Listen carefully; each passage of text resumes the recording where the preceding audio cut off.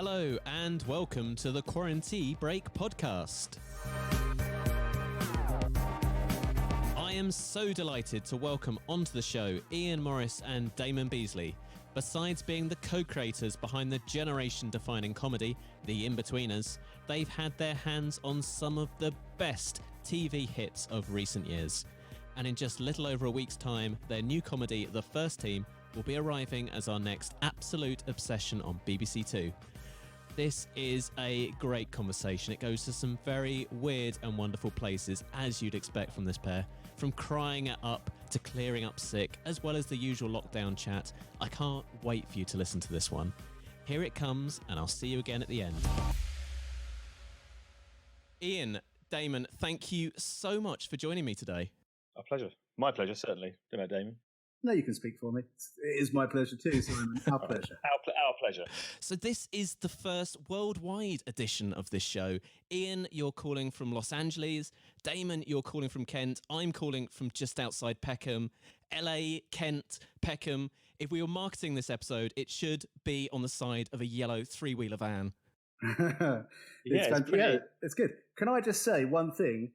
Can we start with a little quiz for the listeners? Guess which one of the three people here, remembering where we live, Los Angeles, Peckham, Sleepy Seven Oaks in Kent, guess which one was involved in a front page of The Guardian armed response unit incident yesterday? I think I've slightly given it away. You're joking, aren't you? No, I was walking down, took the fam and the dog out for a walk down a lane, and we're walking, and it's a lane that led to a farm, and so we're on a long walk, and this police BMW came by. It's quite snazzy. I thought, it's a bit like my BMW, that one. Anyway, as he came by, and I thought he was going to stop us, because I thought I was going to be a busybody and say, where are you going? Yeah, he should have. And he just slows down, should have done really, drove by. Then an identical one came by, and I thought, well, this is weird, because you only walk down here. Then there was a police helicopter overhead, and then an armed response unit, like a plainclothes BMW, Wow. and then two Porsche. What's the 4x4 Porsche called? The Macan or the Cayenne? Yeah, one of those. With armed officers in as well. And what had happened, because we were all sort of talking about it and imagining what it could be, I thought it'd be like somebody like crime or drug bust or something on a farm nearby. Just don't trust farmers for some reason. But, but what it turned out was they were there because there'd been a sighting of a big cat, a striped big cat. Oh my God. I know. It's very Tiger King. And what it turned out to be, they discovered after, Christ knows how much energy and effort was spent in sort of police resources. But what it turned out to be was there's a local artist, he's 85 years old, who lives by that lane, and she built a sculpture of a tiger laying down. I mean, it doesn't move. It's very hard to be fooled by this thing and thinking it's a roaming tiger. And it was sitting in her back garden, and somebody out on a walk had absolutely shit her pants, called the police, and they came rolling in. So it was very exciting. Seeing as there's nothing else going on in the news other than the other thing, I was genuinely thrilled to be at the centre. I've put myself of that story. I was actually there about an hour after it happened. But there you go. That is the most exciting thing that's happened to anyone in 7 weeks, which isn't hard, really. The most exciting thing I've done is watch live bingo.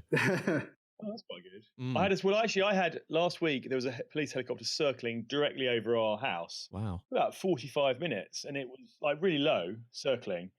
And they were shouting out the thing, put the gun down, put your arms in the air, put your gun down, put your arms in the air. And I was like, everyone come inside. Let's lock the doors, everyone come inside. And then it went away, and, found out from neighbours what was going on. They were like, oh, no, it wasn't an armed robbery, which is what we thought it was. It was just a guy shooting in his back garden, and he was doing some target practice, and they didn't. Oh, that's nothing to worry about. I was like, so what was he doing? Well, the guy behind me, he's got a gun. Yeah. I feel like I need some kind of armed police anecdote now. Peckham. I think the most I've seen is someone moved on for sunbathing in a park. It's not really the same. The old days, though, Peckham 20 years ago. Yeah. So it's changed too much. Oh, yeah. The markets now are just artisan cheeses and homemade dream captures. It's a very, very different world. Very nice. I normally start these conversations in the same way, like a distant uncle who only ever calls at Christmas. Right. But first of all, Iain, are you and your family keeping well and healthy? Yeah, fine. We couldn't be.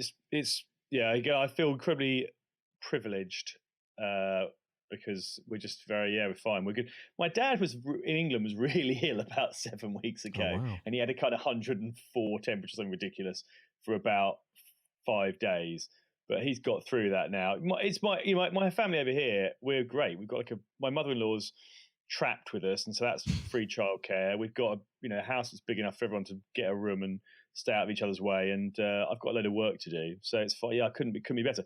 I'm a bit worried. My family in England, I've got an elderly aunt and uncle who I'm very close with, who are they're in central London, the Barbican, and they were like very good about getting settled in. But then this week, I phoned them yesterday, and they were like, "Yeah, there's a lot of people in the city. Seems like there's quite a lot of people now actually getting back to work in the city."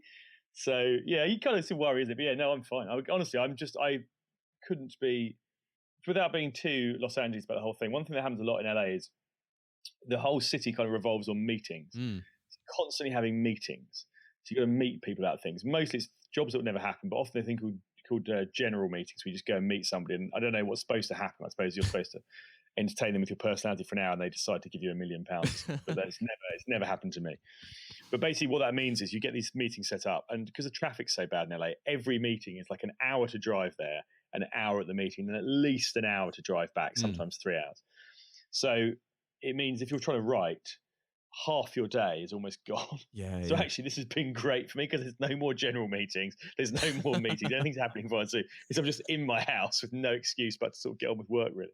That's brilliant. And Damon, how about you? Things good with you? Yeah, they're good. I think we're on a one massive family argument a week rota. Yeah. Well, that's all right. One a week's good. One a week's good. I mean, that's that's an improvement. So, and we're all actually it's been good. It's been interesting because we haven't really been around each other this much apart from family holidays. So, turns out they're quite good fun, my kids and my wife. So we've had genuinely had quite a nice time. It's been, I shouldn't say been enjoying it, but I think one thing is I'm very compliant, so I like following rules. So being told to do something, and that thing is essentially stay at home and just be safe. Is as a joy. That's like the dream instruction for me, because normally the instructions are, can you get this in by this day? Can we do this? We've got, can you write this up? Can you do that? People still say that, but obviously I'm using the pandemic as a massive excuse to say I'm really struggling with, working and that aspect of it. Yeah, you owe me that thing, actually. I'm starting to regret, though, because I feel like lockdown could be coming to an end. I'm starting to regret that I haven't learned anything new. I haven't learned Spanish, or I haven't learned a new song on the guitar.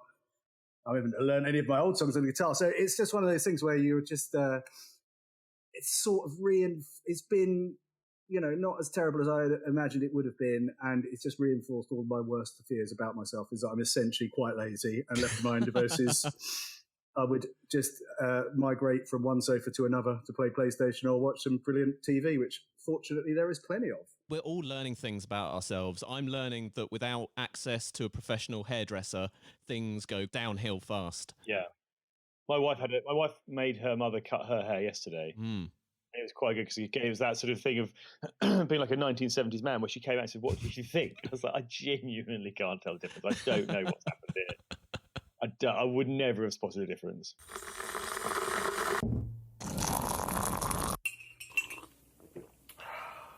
So the idea of this podcast is taking a tea break from the world and the news. Ian, I guess doubly so for you, as American news does tend to be like somebody shouting on a street corner, waving a loud bell. Yeah, it's worse than that. It's like a sort of incredible constant anxiety dream. It's the American news. It's like, this can't be happening, can it? Again, it's like the sort of guns behind my house. It's like, where am I? Where do I live?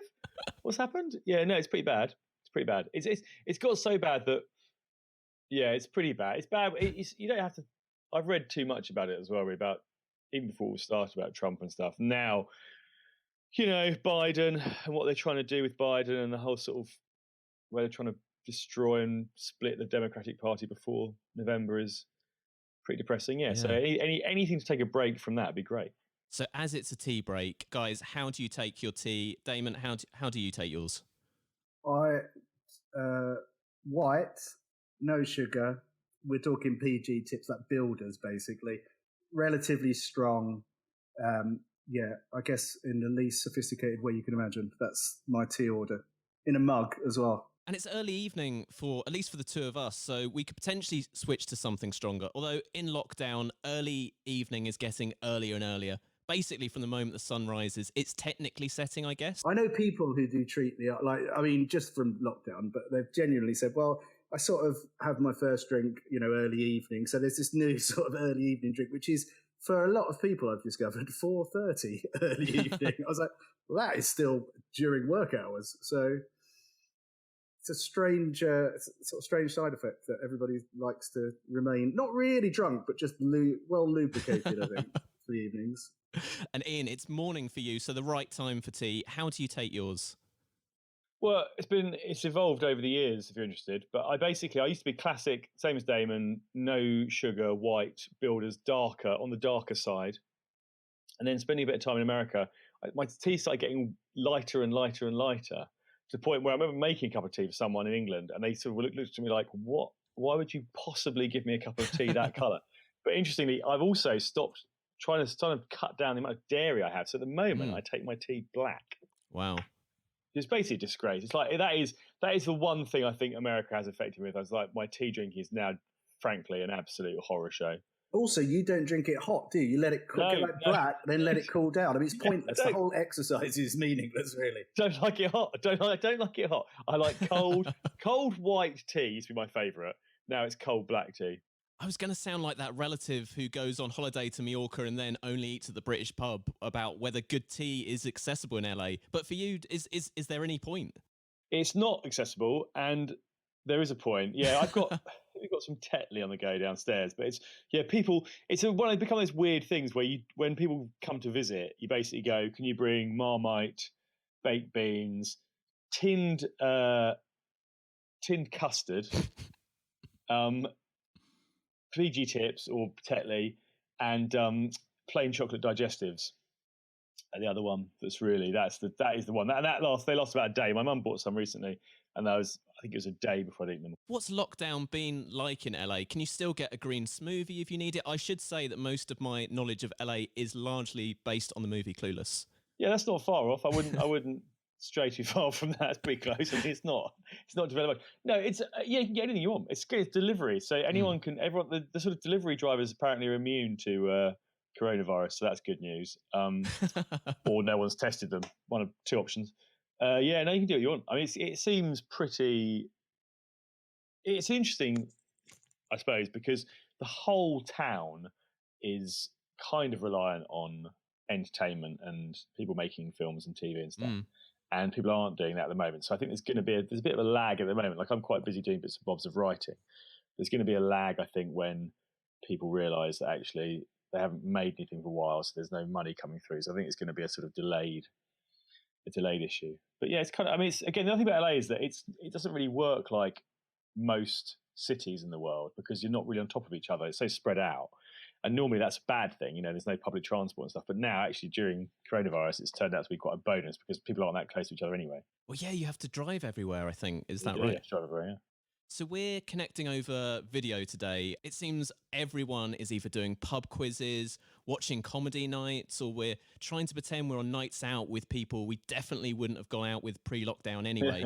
Are you guys doing that? Are you doing things on video?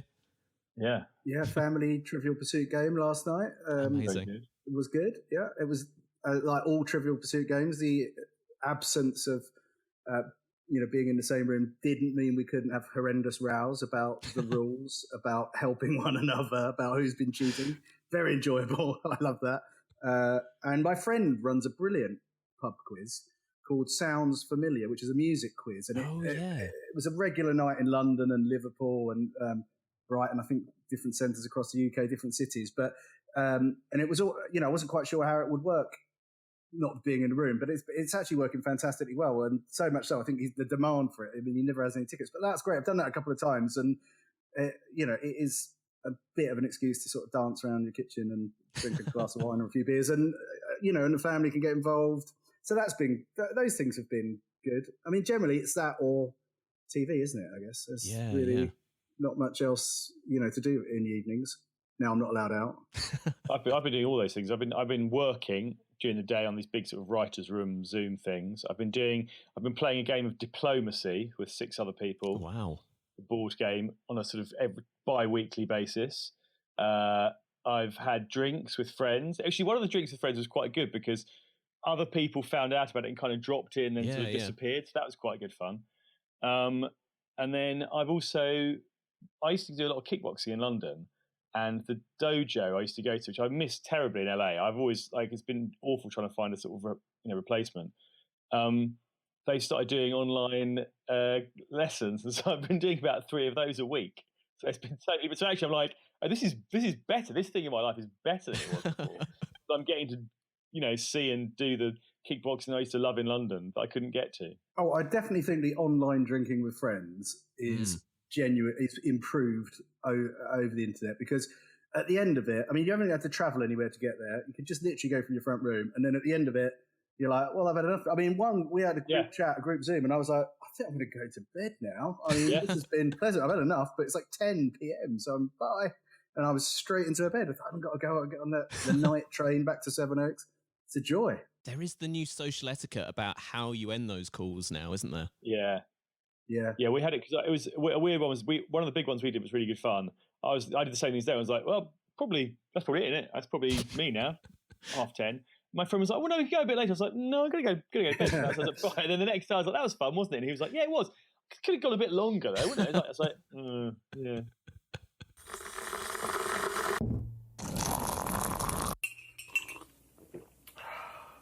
Comfort TV has featured heavily in most people's lockdown experiences. Channel 4 has quite rightly been re-showing a lot of The Inbetweeners. I think both films have been shown as well. And it's still such a joyous show. I have to ask, why do you guys think people are turning to a show that features someone puking on a child, someone getting wanked off on the side of a dance floor, to bring them such waves of comfort in this time? Well, I think to coin one of the lines in the show, funny. People need to laugh, don't they, at times like this? And I think that you do tend to gravitate towards things, especially like comedies that deliver laughs. I've enjoyed going back over back catalogues of comedy shows with my 13-year-old son, because he's just sort of he's having a comedy awakening and going through shows with him, and it is I don't know, there's something very kind of human about sharing laughter, and so I suspect that's got a huge element to play in it. Is people just need to be, to feel good about themselves and have a laugh for half an hour. You don't want to. I don't think you want anything too risky, do you? And investing time in a new comedy that might not make you laugh, you'd be like, oh, I could do that, or I could just watch something that I know I know I've watched 100 times and will make me laugh. So I guess the BBC are doing lots of repeats as well, aren't they? So it's again, I watch Fawlty Towers and Monty Python stuff at least once a year. I've rewatched the new Partridge series about 3 times. I clearly should be watching lots of other great comedies that are out there, but there's a point comes where you think, actually, I've got a couple of hours. I'd rather just definitely. I rewatched all the Naked Gun films. I just started rewatching Austin Powers as well, and it's like, it's not getting much better than that. That's really. A good idea. I should do the films now. Oh, it's so good, I'm telling you. The Naked Gun is, Austin Powers, they're both just like, it's not fair really how good they are. I'm going to do Wayne's World once next. Oh, brilliant. I think that's the one we did watch. Yeah, that's a good idea. Get into the films. The Naked Gun is so good. I love my wife often comes in and says, "You watching that fishing show again?" And I'm always watching a rerun, basically the same episodes. Is Mortimer and Whitehouse go fishing, which is, have you seen that show, Simon? Yeah, it's wonderful. It's it's brilliant. Every episode. I mean, it's like a warm bath. It's like they're brilliantly funny, and I had the pleasure of working with Bob on a show called Drifters that we made, Jessica Knappett's show. And I wasn't really around a lot because I was exec producing it. I didn't really get to know him very well. So whenever I watch it, I have this huge sort of like pang of regret when I think, oh God, I wish I'd hung around Bob and become Bob's friend, because Bob's sort of brilliant, isn't he? He's so lovely and funny. And and also I'm getting to that age now where obviously I'm heading towards the end of my life rather than the beginning of my life. So they're kind of wistful things. Well, I'm not that much younger than Boris Johnson, which is a wake-up call. And when something like what's happening at the moment happens and you start banding your life into sort of, the 10-year gaps that you fit into, I'm suddenly like, oh, right, yeah, there's quite a lot below me now with much higher percentages of, survival rates. And you do. And anyway, I find that a very comforting show. I like The Trip as well. I think that's just a sort of brilliant watch, and mainly because they are just two incredibly funny human beings who I get a lot of enjoyment out of watching. So that's my comfort food. Do you ever think about how the Inbetweener characters would have dealt with lockdown, how they would have dealt with this time? Yeah, they'd be out, wouldn't they? Jay would be out. Making them go out somewhere, getting arrested, I thought. After seeing the Parks and Rec special, I was thinking about how an Inbetweeners lockdown episode could go. I suppose the closest we had was when Will's mum goes away and they've got that free house. Will's Home Alone, yeah.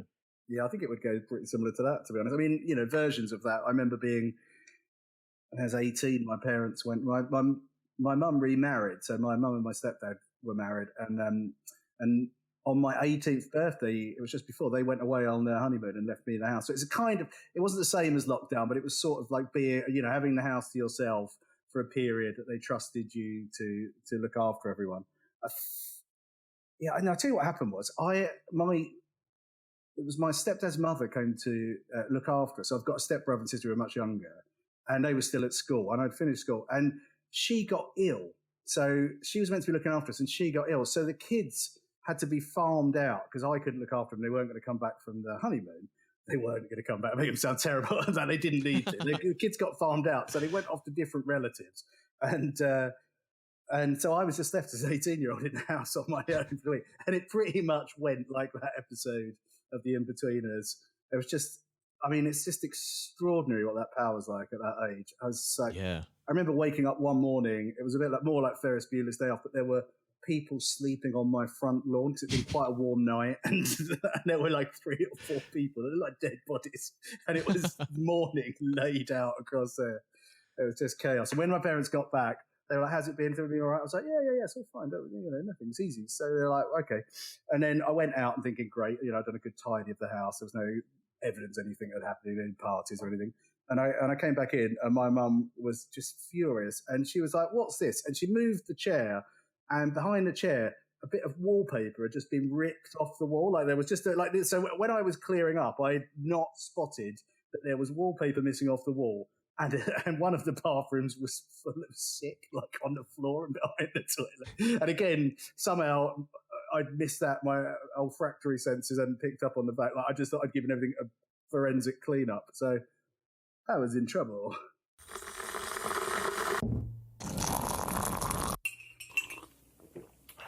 You guys are both about to jump into press for your new show. I'm sure you're going to get that same Inbetweeners reunion question over and over and over again every interview you do.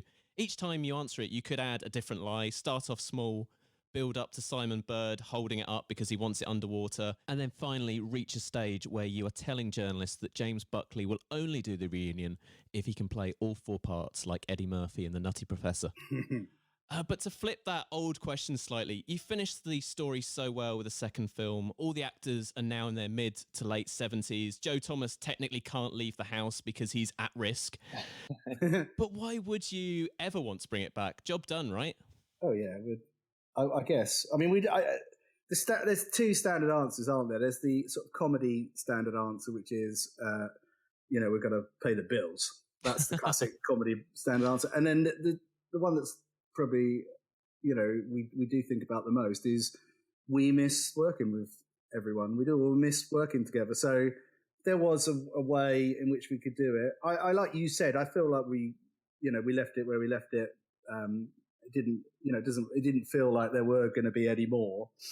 There'd be a lot to consider, and you'd have to think about how to do it. But my heart says I would love to do it again if I thought it wouldn't sort of piss on the grave of the the memory of the Inbetweeners. Really, that's what I would generally think. But we haven't got any plans, have we? I mean, that's just me being sentimental.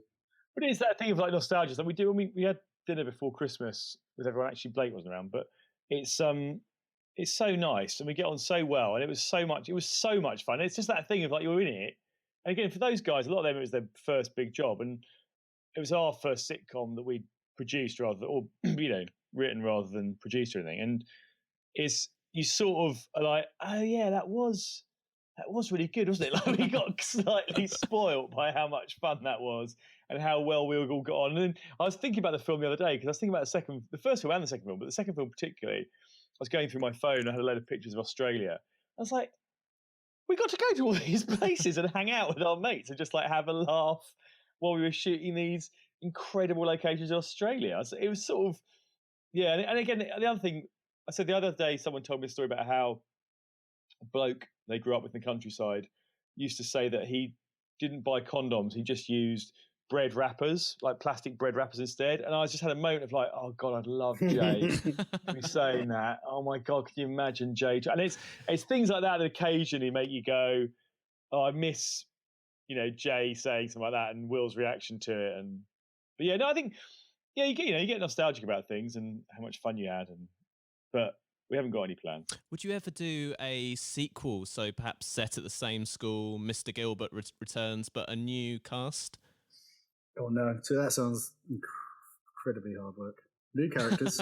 It would be tricky not to repeat things. I don't know. Maybe. I mean, I don't know. I think we haven't really thought about it. I think the problem was that those four were so good that they kind of, ruined it for anything like that. Like the end of series 2, we're like, because Skins changed their cast of 2 seasons, and we were always following Skins.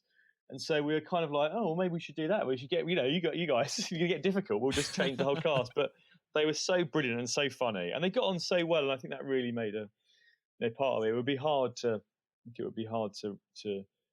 do something without those four involved. Yeah, really. I think the process of writing the Inbetweeners made me much more aware, and the fact that especially after it sort of tipped and went big as a show, but it made me really aware of the fact that those friends that we were writing about in those times, they really are, they're a part of your DNA almost. They're at a time in your life when you're incredibly vulnerable and you're sort of, you're growing up and you're, in some senses, you're expected to be an adult and you're going through all this range of intense experiences together. And you're not always, friends because of your similarities or,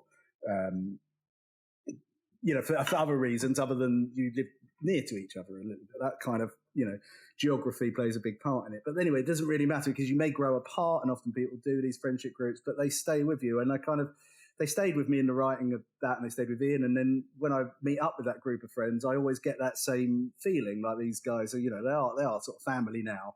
And weirdly, writing about that experience and putting that on paper, I've now created a whole new set of family that we feel exactly the same way about. So, actually we, haven't grown apart, but we are all, we'll do things in our own bubbles and get on with them and have our own careers. But, when we meet up, it's always, again, you just sort of think, well, these guys are just part of us. So the idea of writing other characters in the sort of Rudge Park universe would feel, I mean, it's not wrong. It just feels to me like, God, what I really want to do is hang out with Neil, Jay, Will and Simon. I'd rather find a way to put them guys together, even if it had to be them as the middle-aged freaks they are now.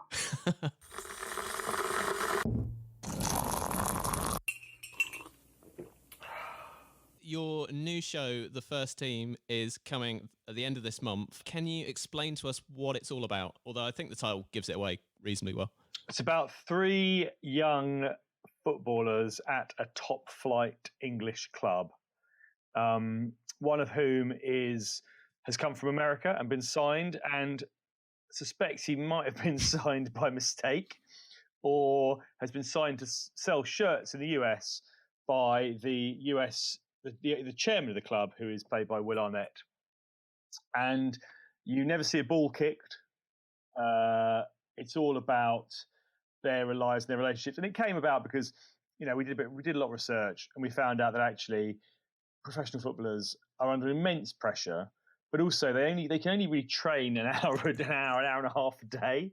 And so they've got an enormous amount of free time during the week. And they play like twice a week, maybe. Even then, they've still got 5 days. They have an enormous amount of time. So we were thinking, what would you do if you were young and single, and how would you fill that? How do you fill that time? So it's kind of about these guys filling that time. Did you ever think when you wrote it, and I do know the answer here because no one anticipated this situation, but that when it airs, it will be the closest thing to watching football this country has seen in months? Well, it was always in the back of our minds, wasn't it? Yeah, we were hoping that something like this might happen. Yeah, we were talking about. To be fair, every time I see the government or Donald Trump talk about the pandemic and go, nobody knew in February, I was like, me and Damon were literally sitting there in early January in the edit looking at videos from Wuhan. So there's no way people can claim they didn't know in February, because literally early January, me and Damon were going, this is pretty serious. I think, to answer your question, though, if we had known, we would have put some actual football in it. We would have made it. Also, I don't give away too much, but it's in terms of Hostage to Fortune. The first episode has a storyline that I thought was kind of universal in a way for young men, particularly, which is like the embarrassment of shopping for toilet paper. So that's in there, and that seems like it might as well be about taking a horse and cart to your job as working in the mill. Frankly, being embarrassed about buying loo paper, but anyway. It's interesting because football, even though it's the nation's favourite game, or rather it was, now it is bongos bingo or online quizzes, but football is a sport that strangely has been poorly served by comedy in the past. There's been a lot of shows, haven't there? I guess there's Dream Team did it, and I guess Footballers' Wives, that's a different sort of thing. But yeah, no, I don't know really. We were more interested in it being like a workplace comedy about men, really. Rather than, and it seemed like, well, what's a predominantly male environment these days, and football changing rooms are pretty much male, completely male.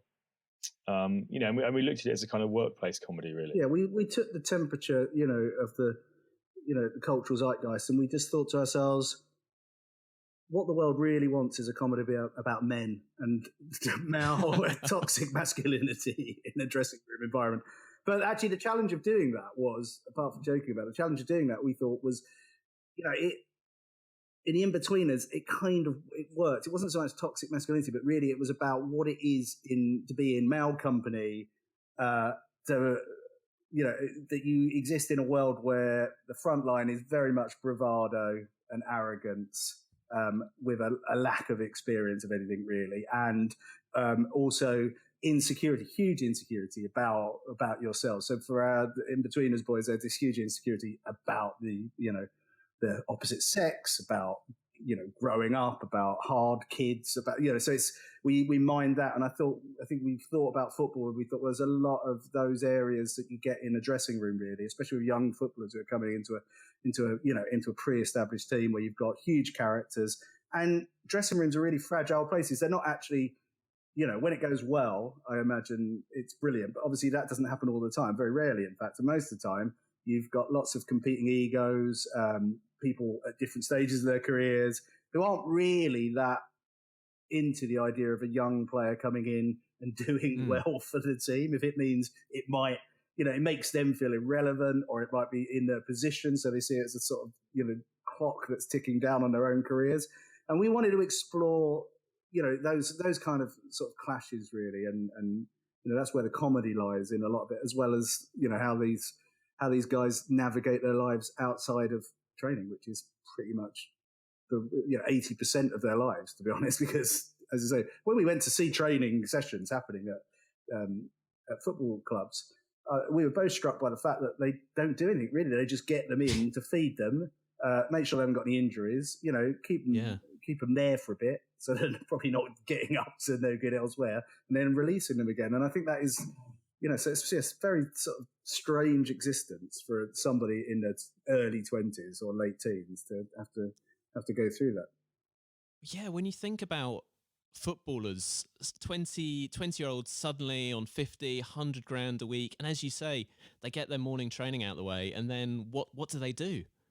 That's it. That's what the sitcom's about. What do they do?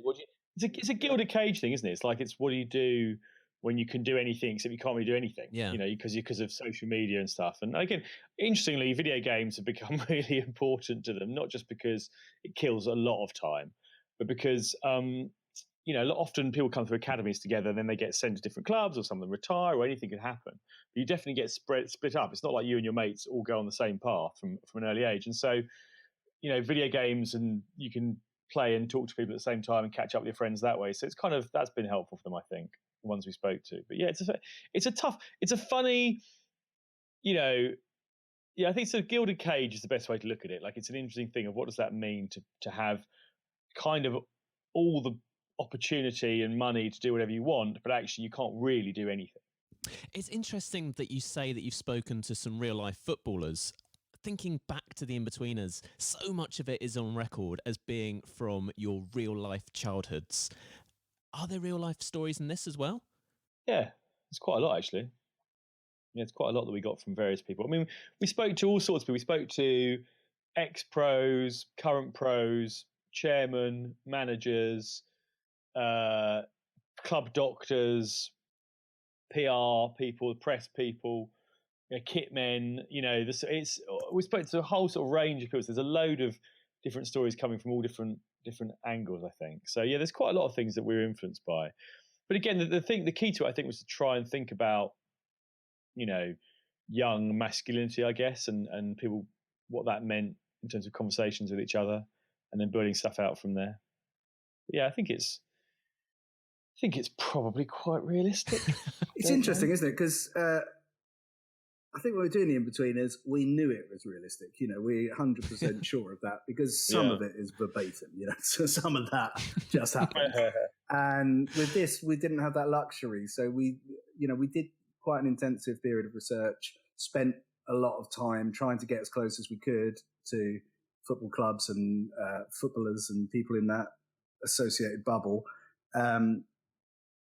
So yeah, we've been, I think we've heard anecdotally from footballers who've read bits of the script, because obviously we've told them what we're doing, or one of the actors has got a very good friend and who's a footballer, and they'd said, "Oh, that sounds, bang on. That does sound exactly like our lives." So it's, I think from what we've recorded and experienced, we've really tried to focus on that and try and make it feel really real. So it may be a show that's just very niche and just for people who top flight footballers to enjoy. And the cast for the first team is amazing. Both of you guys seem to get that alchemy so right, particularly on ensemble pieces. How do you get that chemistry right with actors? I think we were very lucky with the Inbetweeners because they got on very well from the beginning. But I think part of it is encouraging them to like and enjoy each other. And so when we did the rehearsals for the first team with the three lead guys, we sort of said to them on day one, we said, look, primarily, in terms of your performances, we want you to make each other laugh, and then us. And then if we've got that done, then hopefully we'll be somewhere towards making everyone else laugh. But I think it's like, not like, being silly and making them laugh, but I think making people feel that they can, they can enjoy each other's performances. And I wanted them to get a sense of trying to make each other enjoy what they're doing when they're in the moment acting, I think is really important. Apart from that, it's really down to the actors. I think we do a pretty exhaustive casting search, and that means that you get to see people quite a few times in auditions, and I think you get a sense of what they're like and if they'll, fit in with other people and that sort of thing. We've always focused on the funny as well. It's always been really important to us. I think sometimes it's difficult for other people to sort of to see, in terms of casting choices when we're at that part of the process, why we're so insistent that, they have to be you have to feel like they know where the jokes are and that they are, and really that they're funny people, and they can, that's the best way to know that. It's very hard to know your way around a joke and a delivery if you're not particularly funny yourself. So we concentrated on finding funny first among our actors, and then so they've actually been in positions where they do love hanging out together. As Iain said, we try to make that environment as fun as possible. I mean, it has, it's a double-edged sword, isn't it? Because eventually they have so much fun hanging out together that it drives you mad because you don't get anything done. Yeah, they get shouted out on set. Like, can you just concentrate for 2 minutes? You've worked on a number of projects together in different capacities, but this is your first thing that you've written together since The Inbetweeners 2. What was it about this project that brought you back writing together? Well, we were planning on writing this we were talking about this the other day. Probably started thinking about this at the end of shooting the second season of The Inbetweeners. So it's been in the pipeline a long time. And really, I mean, since we directed the second movie, and, you know, that was the last thing we wrote together, we started a new production company. We were both exec producing on shows for that company. So Sam Bain made a mini-series for us for BBC Two called Ill Behaviour. We were working on the last series of Drifters, which we were exec producing and writing on, and that's Jessica Nappett's show, which for E4. And then I was putting together White Gold at the time, and Iain was putting together. Iain's been working on a couple of film projects in the interim, weren't you? And you put together the festival, and that went out. Yeah, we wrote a film together since then as well. To be honest, we spent, frankly, too much time together. We spent a lot of time. I can't believe. I don't know why it's taking this long. It isn't like we had a load of projects and we've been like, this is, you know, we've discarded them and then we finally found this one. I think this one's always been around and then we just haven't really got around to it because we've been busy with other things. I think we were thinking about the Inbetweeners probably for, you know, the 5 or 6 years before it actually got down to, oh yeah, we should write this really. Yeah. You know, it's just, I think it takes a while to percolate, you know, through and really think, yeah, that's the one that you're going to sink your teeth into. So yeah, it's just, I mean, it doesn't feel like we haven't been doing things together, I guess, to us, because we're constantly working together. But yeah. To sound a bit like a BAFTA Q&A now, you're both in different time zones, but Iain, you're in LA, Damon, you're in England. Yeah. How does the writing process work between the two of you? We're analog, mate. I flew to London. Yeah. We basically have to sit in a room. We sit in a room together and do it, or we won't get it done. Now, we have done a bit apart, but generally it works old school way that we sit in a room. I went to Nashville for a few weeks and we sat in a room together and just, you know, pinged ideas around. Iain was over here for a lot of the time, sitting in small rooms with Post-it notes pinned to the wall. Yeah, so basically I can tell you exactly how I did, which is like, when we made the festival came out 2018, summer 2018. Those 2 weeks, me and Damon sat in a room with literally covered in Post-it notes. You couldn't even see out the door in this weird office on Oxford Street. And people would come in and go, yeah, they're thinking about renting the office. They just sort of walk in and just see Post-it notes everywhere. And everyone was like, is everyone okay here? We did like 3 weeks there. Then the next month, we sort of typed some of those up. And then Damon came out to Nashville for a couple of weeks. And we spent 2 weeks in Nashville. And then we started typing things up. Then I was meant to come back so we could do 2 more weeks together in the same room in London, but I broke my foot. So it got delayed. But then basically from, I guess, March last year till we finished shooting in October, we were just in the same rooms together.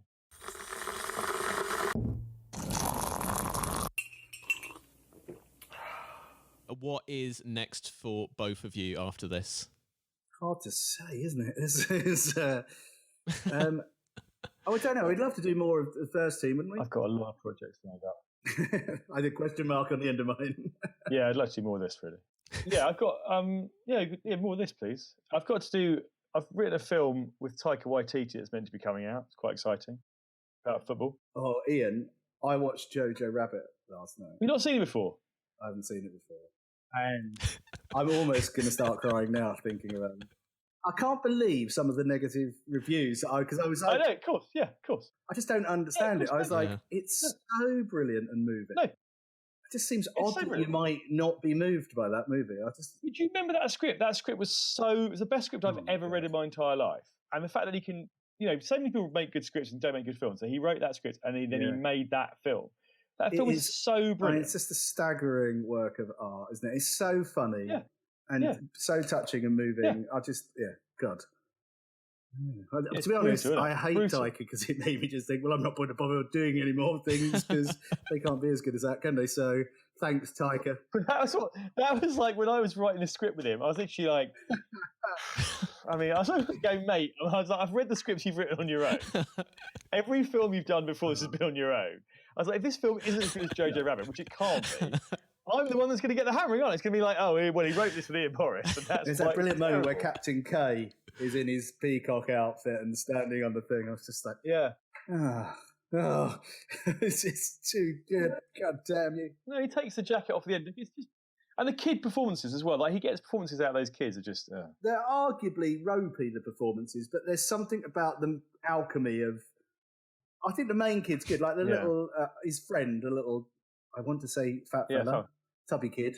Yeah, he's just a little bit overweight. He's a kid. I'm not having a go at him. We're not body shaming. But his friend, I think they're so cute. Those performances are so cute, but like they wouldn't necessarily stand up in 1917 or, do you know what I mean? I kind of like, there's something, I just don't understand how he does it. That's what I thought as I watched it. No, and again, his Hitler's, it's a brilliant, okay, so the truth is, he is total genius. And Scarlett Johansson's amazing in it as well, isn't she? She's just so good. Yeah, that's her best film. I think, honestly, I was trying to think, I don't think she's been better in a film. Well, look, you and I know Peter Bradshaw, and we love him. He's a funny man, isn't he? Yeah, I love him. But he wrote in his review, 1-star review, and he said this is her most undirected performance. I was like, I don't get it. I just don't see it. I mean, that's the beauty of art, right? You can all have different opinions, but I was baffled. No, it's incredible that anyone could think. It was quite funny. When I went to the premiere, the London Film Festival premiere for the JoJo, I was sitting next to Edgar Wright. I'd seen it 3 times, I think, at that point. And I know Edgar, and I like him very much. And I said to him, this is going to be really bad, Edgar, because I'm going to cry. I've seen it 3 times. I'll try not to cry, though, but I think I'll probably cry quite late. He was like, okay. And then the film finished, and I saw him afterwards, and he said, oh, my God, it was like stereo crying. He said, my girlfriend on one side crying, and you crying at the same points. And afterwards, I said to my wife, I was like, I thought I kept it really quiet. She was like, oh, my gosh. She said, he just snivelling through it all. Iain, when Iain was first living in LA and he came back, we'd write the Inbetweeners. I think we're doing the final series of the Inbetweeners. He came back and he said, I've seen Up, this movie. It's brilliant. And I was kind of like, so you've got to see Up. You've got to see Up. I was like, it's a kid's film. I don't want to see it. He's like, no, it's great. And then one afternoon, I can't remember what, it's very hot. It was a heat wave in London. Really moving. It wasn't even an afternoon. It was a morning. And I said, okay, we'll go to the cinema because it's the coolest place. We were in a non-air conditioned office in London. So we went down the road to a cinema and they had it on. And it was two people in the cinema, me and Iain. And Iain said at the beginning, you better sit a little bit apart because I'm going to cry. I was like, I'm not going to cry. Of course I'm not going to cry. He went, well, I'm going to cry. And then he said to me, oh, what's so sad? Are you going to cry when the little pixels get moved a bit differently? Is that what's going to make you cry? Yeah, no, I was plagiarising a very good friend's joke, which Joey says to Chandler when Chandler says he cried when Bambi died. He went, oh, what was so sad? When they stopped drawing the little deer. But we're in there. So it starts, and obviously it's incredibly moving. And then another guy comes in randomly. So there's 3 men sitting in the dark, and all you can hear is these different pitches of Steve Erling. I don't think I've cried. The only time I cried like that at a movie was Finding Neverland, the Johnny Depp one, and I cried so much at the end of that that my wife said to me, like, I was just crying through the credits, and she's like, "Oh, you enjoyed that? It was great. It was lovely." And then after about 7 or 8 minutes, she just went, "Are you all right?" No, I still cried. I was like, "I don't think so." So yeah, I don't know why this has descended into anecdote about Iain and me crying. I was going to say, I've got a good other one. Just like, my friend made Film Stars Don't Die in Liverpool, and I didn't know what it's about at all. And he said, oh, do you want to come and see a screening of it? I was like, yeah, great. So I went to the screening, and it was like the 2 people that ran a film studio and me in the whole... And the screening room only had about 16 seats, right? And these are just like 2 hardened execs from a studio. And I was literally just like, I've never cried as much as I cried at that film. That film absolutely destroyed me. And the lights come up at the end, like, okay, he knows. I'm like, I mean, Iain, you are setting some really high standards with Taika's film now. With Taika's film, yeah, no chance. No, I mean, again, but it's up to him. I wrote the script with him, and I was on set for a little bit to help, because that has got some football in it. And it's based on a phenomenally good documentary called Next Goal Wins. Oh, yes, yeah. So it's that. It's basically adaptation of that. I'm writing down the name of the documentary, because every time I write it down wrong, I've written this down wrong already. I said When Saturday Comes. It's so good. You watch it tonight. It's so good. Again, it was one of those things where it came up years and years ago, and me and Taika have been mates for years, and it was like, we always tried to come up with something we could do together. And because it's set in Polynesia, sort of South Sea Island, South Pacific, the company that had the rights asked him to direct it, and he was like, I don't know. He's a huge rugby fan, but he knows nothing about football. So he was like, do you want to write it with me because you know about football? I said, all right. So he wrote it, and then 5 years ago, and then suddenly in the summer when I'm doing this other football project, the first team, suddenly he's like, I need a rewrite by Tuesday. I'm like, what's happening? He's like, I need another rewrite. I'm like, I can't, this is going to kill me. You're going to kill me. But yeah, we'll see. I don't think it's his film, so who knows how it'll turn out. I mean, no pressure. I mean, the man has just won an Oscar for Best Writing for Jojo Rabbit. Maybe you should take up as your inspiration, have somebody die in the first 10 minutes, and then just make the main character really, really sad for the entire film. What's it got in it? What does happen? There's a sad bit. I've got some sad bits in it, but I can't remember. But it was interesting because we were shooting in Hawaii, and Michael Fassbender's playing the lead, and that was pretty cool. To be fair, that was like one of those moments you go, oh, okay. I honestly can't wait for Next Goal Wins. It sounds so good. I think that's probably it for today. But Iain, Damon, thank you so much for joining me today. Thank you, Simon. Yeah, it's good. Pleasure. Very nice to see. It just didn't really feel like a promotional thing. Felt like my Sunday evening Zoom drink with mates. I loved that episode so much. I have to start by saying a huge thank you to Iain and Damon. All my guests go above and beyond supporting a brand new podcast, but these guys really did go the extra mile. Because of the time difference, we recorded it in the evening in the UK, which was the morning in Los Angeles, and both of them really did the legwork in organising this podcast. I just turned up. The first team premieres on the 28th of May on BBC Two. I cannot wait for you to see it. It is incredible. It is amazing. That's it for episode 6 of the QuaranTea Break podcast. We reached 31 in the Apple podcast charts last week. 31 for TV and film podcasts. It means the world that so many people are listening and enjoying this podcast every single week. Please continue to spread the word, and if you're new to the podcast, please subscribe, rate and review on wherever you normally get your pods. I'll be back very, very soon, but in the meantime, and no matter what the government might say, please stay indoors.